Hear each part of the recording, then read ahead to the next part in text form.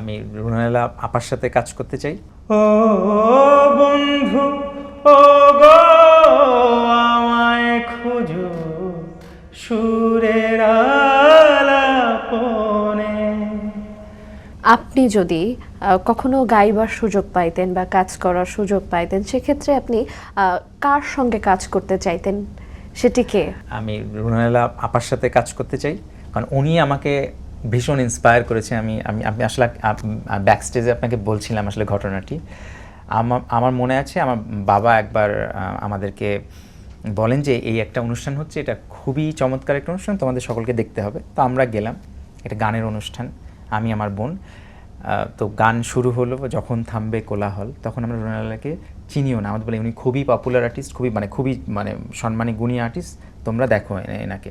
আমরা তখন এতই ছোট, বোঝারই ওভাবে বয়স নেই, কিন্তু আমরা গান শুরু হওয়ার সাথে সাথে আমরা হাসা শুরু করে দিলাম, আমি আমার বোন।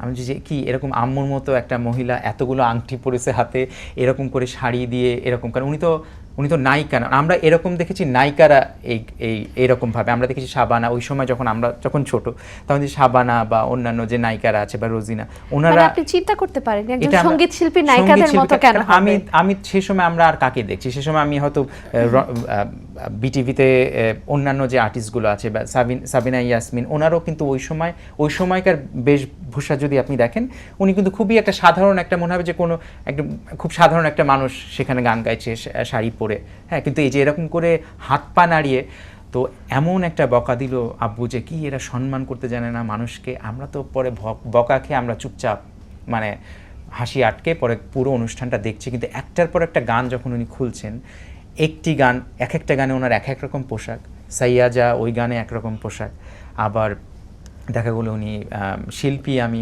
ওইখানে উনি একটা সালোয়ার কামিজ পরে, আমার পুরো মনে আছে একদম। তো এই যে তারপরে হাইয়াহু বিভিন্ন রকম গান উনি করছেন, আমরা একদম we are mesmerize what was happening. And আমার বাবা হি ইউজ টু রেকর্ড, যদি কোনো শো ভালো লাগতো, উনি তখন ভিসিআর ছিল, হ্যাঁ। তো ভিসিআরে ওটা রেকর্ড করেন।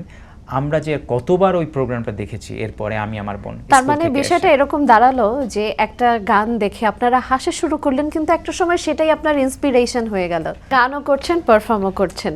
এই বিষয়টা আপনাকে অনুপ্রাণিত করেছে, ভীষণ অনুপ্রাণিত করেছে। দ্যাটস ওরা দ্যাট পারসোনা, আমি ওটা আমার এখনো ইমেজে আছে, এবং আমার ওনার ইমেজটা ওখানেই আমার থাকে। আর পরবর্তীতে যখন আমি নিজে বোঝা শুরু করলাম, ওনার গলা যখন শুনলাম, আপনার যে এটা তো একদমই আমি এখনো শুনি। আপনার কথাই বোঝা যাচ্ছে আপনি ওনার ভীষণ বড় একজন ভক্ত। আমরা কি ওনার গানের 2 লাইন আপনার কাছ থেকে শুনতে পারি, আপনার পছন্দের?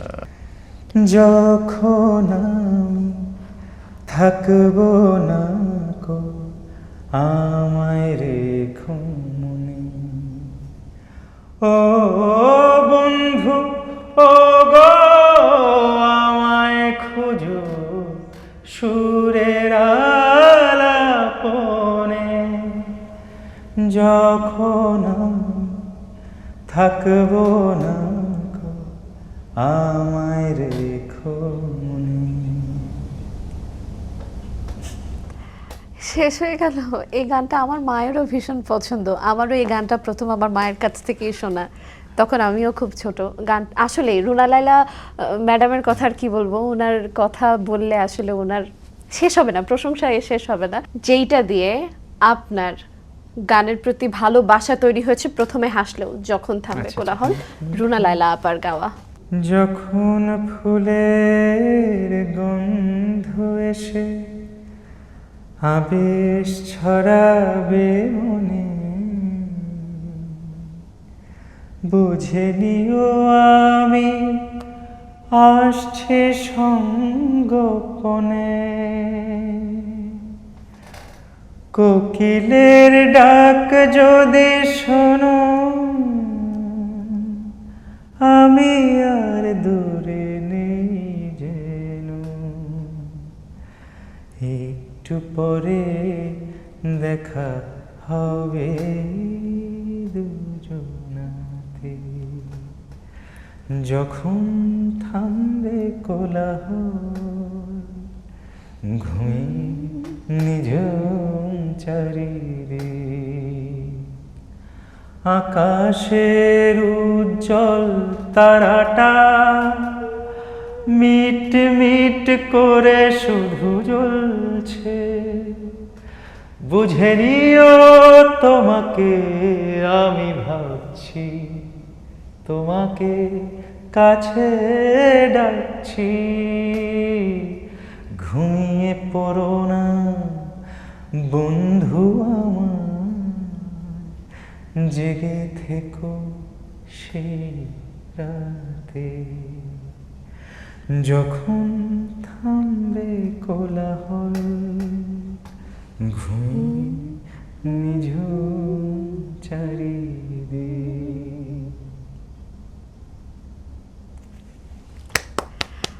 অসংখ্য ধন্যবাদ আপনার ভক্ত এবং আপনার দর্শকদের জন্য। আপনার যদি কিছু বলা থাকে তাহলে আপনি বলতে পারেন।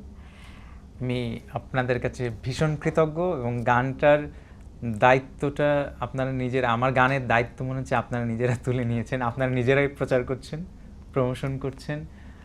এটা আমার মনে হয় যে এই যে মানুষের যে ক্ষমতা, আমাদের যে ক্ষমতা কত একজন মানুষের, এটা আসলে আমরা নিজেরাই মাঝে মাঝে ভুলে যাই। যেই পরিমাণ মানে সাপোর্ট আপনারা করছেন, আপনারা যেভাবে গানটি দিয়ে ভিডিও বানাচ্ছেন, বিশেষ করে বাচ্চারা মানে এবং একদম সব বয়সী মানুষজন এই গানটা নিয়ে এত আনন্দ করছেন, এটা দেখে আমার অনেক বেশি আনন্দ হচ্ছে। আপনারা আমাকে আরও বেশি এনার্জি দিচ্ছেন।